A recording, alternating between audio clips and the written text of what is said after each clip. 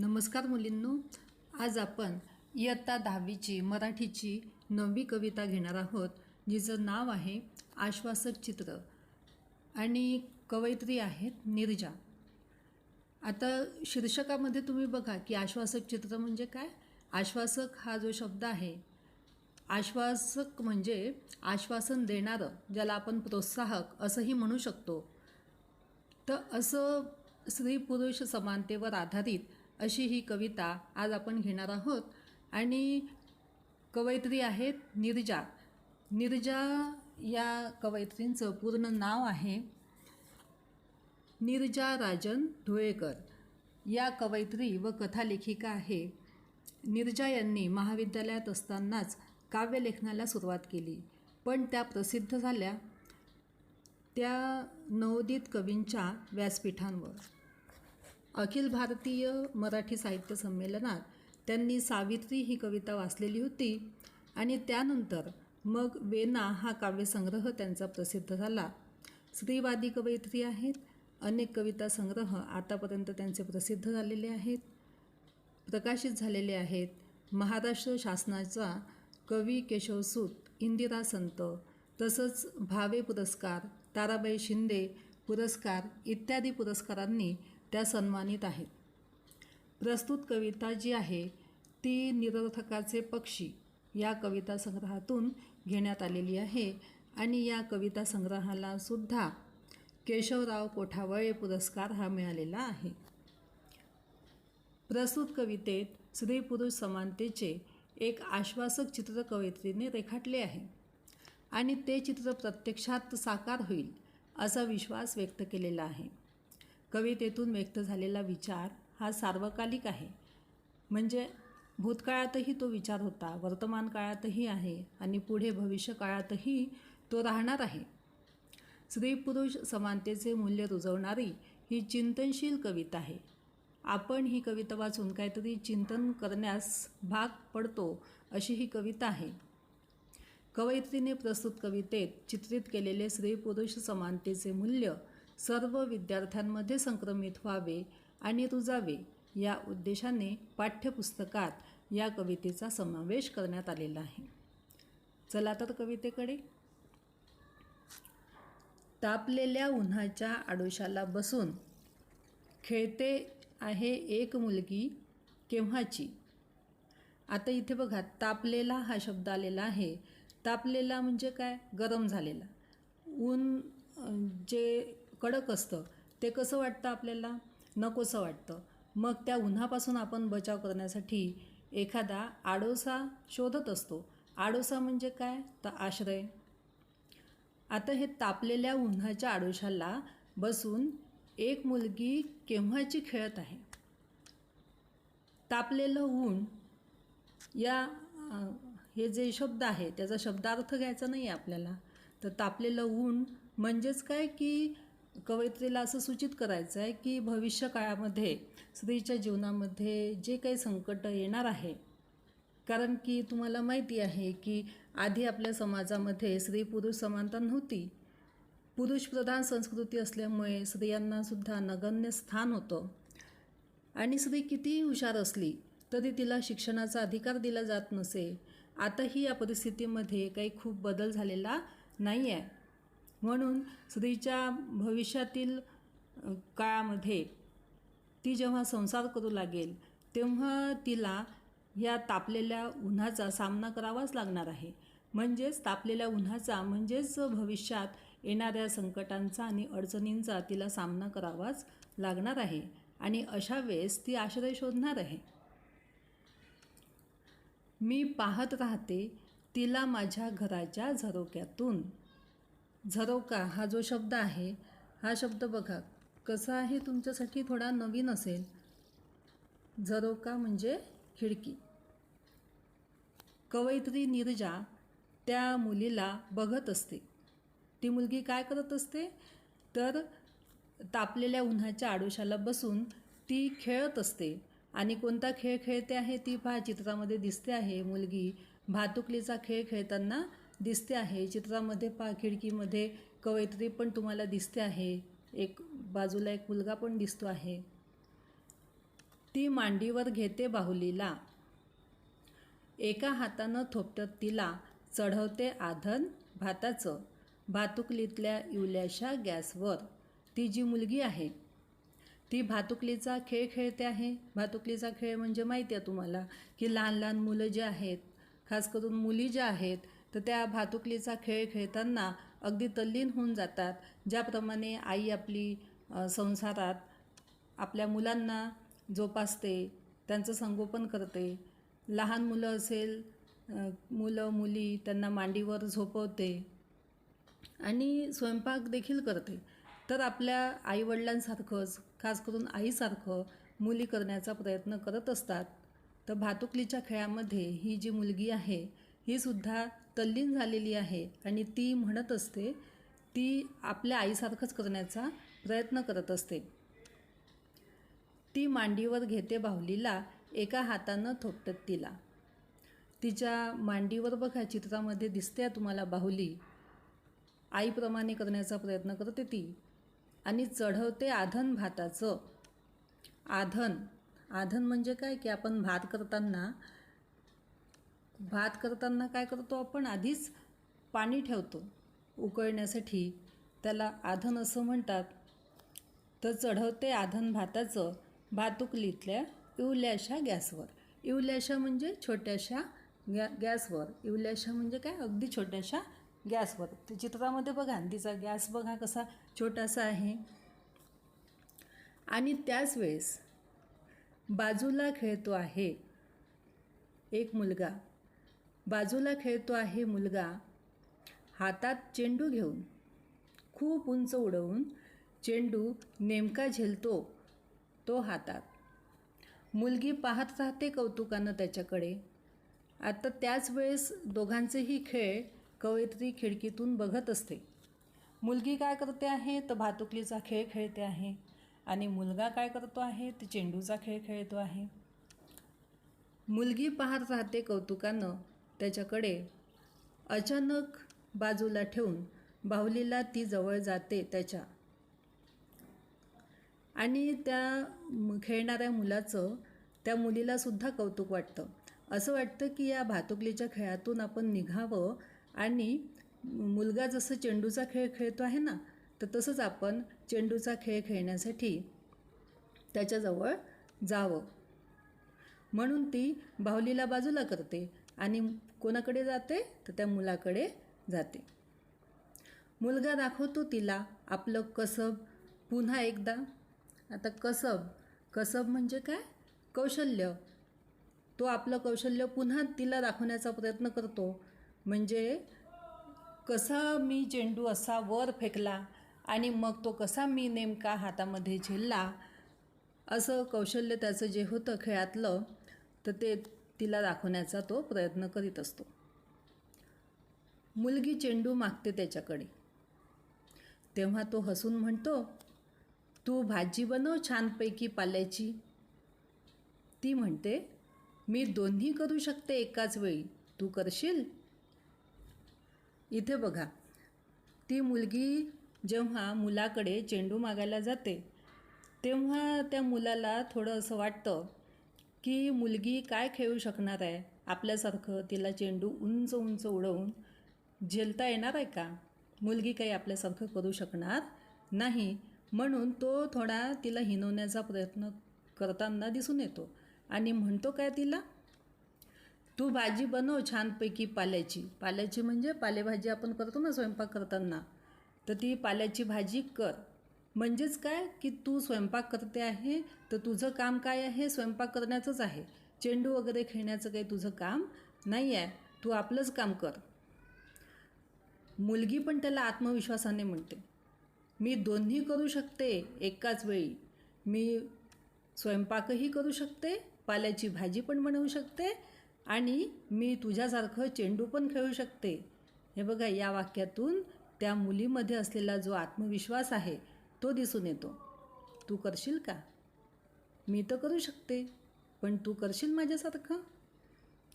मग मुलाला असं वाटतं की बघावं हिला चेंडू देऊन. तो सुद्धा तिला चेंडू देतो. मुलगा देतो चेंडू तिच्या हातात. उंच उडवलेला चेंडू हातात शिवून नेमका येऊन पडतो तिच्या ओंजळीत. आता ती मुलाने दिलेला चेंडू जो आहे तो उंच उंच अशी उडवते आणि तो आभाळाला शिवून, आभाळाला म्हणजे खूप उंच उडून, आभाळाला शिवून म्हणजे खूप उंच उडून आणि शिवून म्हणजे स्पर्श करून नेमका येऊन पडतो तिच्या ओंजळीमध्ये. असा ओंजळीमध्ये आपण चेंडू झेलतो ना, तर तसा ती मुलगी आपल्या ओंजळीमध्ये चेंडू झेलते. मुलाला आश्चर्य वाटतं की अरे, हिने तर आपल्यासारखंच कसब दाखवलेलं आहे चेंडूच्या खेळातसुद्धा. मुलगा पाहत राहतो आश्चर्यचकित. मुलगा आश्चर्यचकित होतो. त्याला आश्चर्य वाटतं की मी जे करू शकतो ते ही सुद्धा करू शकते.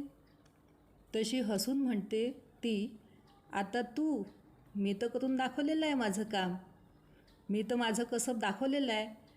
आता तू करू शकशील का दोन्ही कामं एकाच वेळेस? आता तुझी वेळ आहे. मग मुलगा हार कसा मानणार आहे? तोही बसतो मांडी घालून गॅसच्या समोर. दोन्ही हातांनी थोपटत झोपवतो बाहुलीला प्रथम. मग शोधतो पातेलं भाजीसाठी. जसं मुलगी करत असते त्याप्रमाणे तो सुद्धा करण्याचा प्रयत्न करतो की दोन्ही हातांनी त्या बाहुलीला थोपटतो आणि मग भाजीसाठी तो पातेलं शोधत असतो. पातेलं म्हणजे काय? भांडं शोधत असतो भाजी करण्यासाठी. इथे असं जाणवतं आपल्याला, इथे दिसून येतं की मुलगा काय करत आहे की त्या मुलीसारखं काम करण्याचा तो प्रयत्न करत आहे आणि मुलीला सहकार्य किंवा मदत करण्याचा प्रयत्न तो करतो आहे. म्हणजे पहिले जे मुलामध्ये असं वाटत होतं त्याच्यामध्ये जो पुरुषी अहमपणा आपल्याला दिसून येत होता की तू भाजी करणं हे तुझं काम आहे, चेंडू खेळणं हे माझं काम आहे. तर आता तो अहमपणा त्याचा दिसून येत नाही, कारण तो काय करतो आहे, मुलीला सहकार्य करण्याचा प्रयत्न करतो आहे. हळूहळू शिकेल तोही. आपलं कसं दाखवतानाच घर सांभाळणं तापलेल्या उन्हाच्या आडोशाला बसून. आणि कवयित्री असं म्हणते, कवयित्रीचा असा आशावाद आहे की आता त्याला दोन्ही कामं एकाच वेळेस जरी जमत नसले तरी हळूहळू तो शिकेल. आपलं कसब तो सुद्धा दाखवणार आहे. एकाच वेळी घर सांभाळणं हे त्याला जमेल. घर सांभाळणं म्हणजे संसार करणं हे ज्याप्रमाणे मुलीला जमलं आहे त्याप्रमाणे त्या मुलाला पण जमेल. आता इथे मुलगा आणि मुलगी यांच्या खेळाच्या माध्यमातून उद्याचं जे स्त्री पुरुष समानतेचं वास्तव आहे ते कवयित्रीला दाखवायचं आहे. मुलगी म्हणजे हे स्त्रीचं प्रतीक आहे आणि मुलगा जो आहे तो पुरुषांचं प्रतीक आहे. माझ्या घराच्या झरोक्यातून दिसतं आहे एक आश्वासक चित्र उद्याच्या जगाचं. उद्याच्या जगाचं म्हणजेच काय की भविष्याचं. कवयित्री असं म्हणतात की माझ्या घराच्या झरोक्यातून, माझ्या घराच्या खिडकीतून मी बघत आहे उद्याच्या जगाचं म्हणजे भविष्याचं एक आश्वासक, उत्साहवर्धक एक चित्र मी बघते आहे की त्या चित्रामध्ये पुरुष आणि स्त्री असा भेदाभेद असणार नाही. पुरुष देखील स्त्रियांची कामे करताना दिसून येईल आणि स्त्रीसुद्धा पुरुषी कामे करताना दिसून येईल. कोणालाच नगण्य स्थान नसेल. दोघेही एकमेकांच्या सोबतीने कामं करतील, संसार सांभाळतील आणि प्रत्येक क्षेत्रामध्ये परस्पर सामंजस्य दाखवतील. जिथं खेळले जातील सारेच खेळ एकत्र, भातुकलीतून प्रवेशताना वास्तवात हातात हात असेल दोघांचाही, ज्यावर सहज विसावेल बाहुली आणि चेंडू जोडीनं. आता कवयित्रींनी इथे आशावाद व्यक्त केलेला आहे की उद्याच्या जगाचं म्हणजेच भविष्य काळामध्ये मुलगा आणि मुलगी दोघेही एकमेकांच्या मदतीने काम करताना दिसून येईल आणि हे संसारातच नव्हे तर प्रत्येक क्षेत्रामध्ये ते असंच करतील. जिथं खेळले जातील सारेच खेळ एकत्र. या ओळीतून कवयित्रीला सूचित करायचं आहे की प्रत्येक क्षेत्रामध्ये, जीवनाचं कोणतंही क्षेत्र असो, त्या क्षेत्रामध्ये पुरुष आणि स्त्री एकमेकांच्या मदतीने आपल्याला कामे करताना दिसून येईल आणि परस्पर सहकार्याची, सामंजस्याची भावना त्यांच्यामध्ये येईल. भातुकलीतून प्रवेशताना वास्तवात. या खेळाच्या माध्यमातून जेव्हा ते वास्तवात प्रवेश करतील, वास्तवात म्हणजे प्रत्यक्षात, प्रत्यक्ष संसारात जेव्हा ते प्रवेश करतील तेव्हा हातात हात असेल दोघांचाही. आता हातात हात असणे म्हणजेच काय की एकमेकांना सहकार्याची भावना त्यांची राहील. कोणाची राहील? दोघांचीही राहील. स्त्रीची पण राहील आणि पुरुषाची पण राहील. आणि जर असं सहकार्याची भावना ठेवली तर संसार करणं आणि कोणतंही काम करणं त्यांना अवघड जाणार नाही. जसं ज्यावर सहज विसावेल बाहुली आणि चेंडू जोडीनं. सहजपणे बाहुलीला विश्रांती ते देऊ शकतील. विसावा घेणे म्हणजे काय? विश्रांती देणे. बाहुलीला पण ते झोपवू शकतील, थोपटवू शकतील आणि चेंडू पण खेळू शकतील. म्हणजे संसारही सांभाळू शकतील आणि दुसरं कोणतं काम करायचं असेल त्यांना ते सुद्धा ते करू शकतील. आपण असं बघितलं होतं की आपला स्त्री पुरुष समानतेचं जे मूल्य आहे ते आधीच्या काळामध्ये एवढं रुजलेलं आपल्याला दिसत नव्हतं. पण आता या परिस्थितीमध्ये थोडी सुधारणा दिसते. पण तरीही आजच्या आधुनिक काळातही स्त्रीची समानता कधीकधी आपल्याला आभासीच वाटते. कारण स्त्री तिला लाभलेल्या कायदेशीर स्वातंत्र्यामुळे म्हणा किंवा गुणवत्तेमुळे म्हणा किंवा शिक्षणाने जे नेत्रदीपक यश मुली मिळवत आहे ते पुरुषांना कधीकधी असं सहन होत नाही. मग पुरुषांनी हे जे स्त्रीचं सामर्थ्य आहे ते मान्य करायला नको का? मान्य करायलाच पाहिजे. कारण माहिती आहे तुम्हाला, जिजाबाई नसत्या तर शिवाजी घडले असते का? शिवाजी घडले नसते. सर्व क्षेत्रामध्ये जबाबदाऱ्या दोघांनी एकमेकांच्या विचारांनी, सहकार्याने पार पाडायच्या असतात.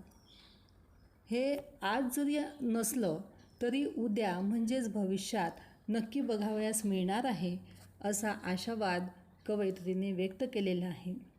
कवयित्रीने ही कविता जी आहे ती मुक्तछंदात लिहिलेली आहे. जेव्हा तुम्ही रसग्रहण कराल ना तेव्हा भाषिक वैशिष्ट्ये तुम्हाला लिहावे लागणार आहे कवितेची. तर मुक्तछंदात लिहिलेली कविता आहे. कवितेत अगदी सोपे सरळ असे शब्द वापरलेले आहे आणि चिंतनशील अशी कविता आपल्याला ही दिसून येते. त्याचप्रमाणे कवितेतून एक चित्रमयतासुद्धा दिसून येते की कवयित्रीने ज्याप्रमाणे वर्णन केलेलं आहे मुलगा आणि मुलगी यांच्या खेळाचं, तर त्या वर्णनातून आपल्यासमोर एक उद्याच्या जगाचं चित्र आपल्या डोळ्यासमोर येतं. म्हणजे चित्रमयता आपल्याला दिसून येते, चिंतनशीलता दिसून येते की असा विषय आहे की स्त्री पुरुष समानता हा विषय घेतलेला आहे. तर हा विषय असा आपल्या जिव्हाळ्याचा विषय आहे, आपल्या आपुलकीचा विषय आहे की ज्या विषयावर आपण भाष्य करायलाच पाहिजे. त्याप्रमाणेच आपल्याला हे जे शब्द कवयित्रीने वापरलेले आहे ते प्रवाही, तरल असे दिसून येतात. तर ही जी भाषिक वैशिष्ट्ये आहे ती आपल्याला या कवितेची दिसून येते. इथे आपली ही कविता संपलेली आहे आणि तुम्ही स्वाध्याय लिहायचा आहे पेज नंबर 32वरचा. पेज नंबर 32वरचा स्वाध्याय बघा, एकदा आपण बघून घेऊ.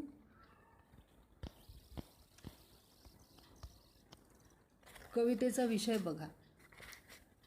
कवितेचा विषय काय आहे की स्त्री पुरुष समानतेचे भविष्यकालीन आश्वासक चित्र हा कवितेचा विषय आहे.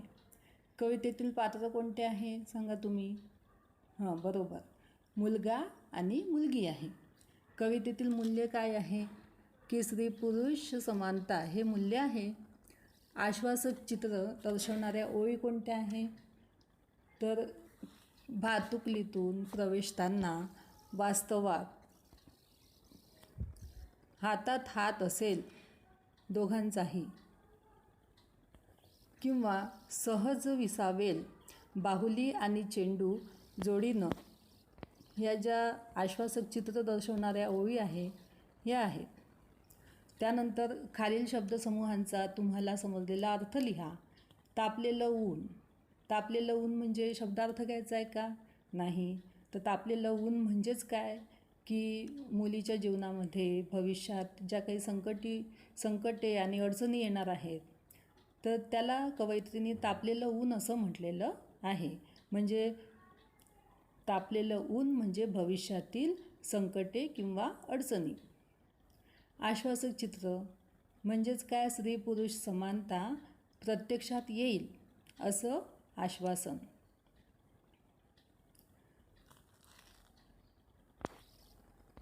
त्यानंतर मुलीचा आत्मविश्वास व्यक्त करणाऱ्या कवितेतील ओळी ते तुम्ही शोधा, कारण मी दोन्ही करू शकते एकाच वेळी, याप्रमाणे त्या ओळी असतील.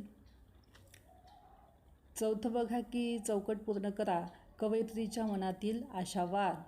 आशावाद काय आहे की स्त्री पुरुष समानता आज जरी आपल्याला पूर्णपणे दिसत नसली तरी ती उद्या येईलच. भविष्यामध्ये हे आश्वासक चित्र कशाचं? स्त्री पुरुष समानतेचं हे आपल्याला दिसून येईलच. हा आशावाद कवयित्रीने व्यक्त केलेला आहे. मांडी घालून मुलगा बसतो गॅससमोर.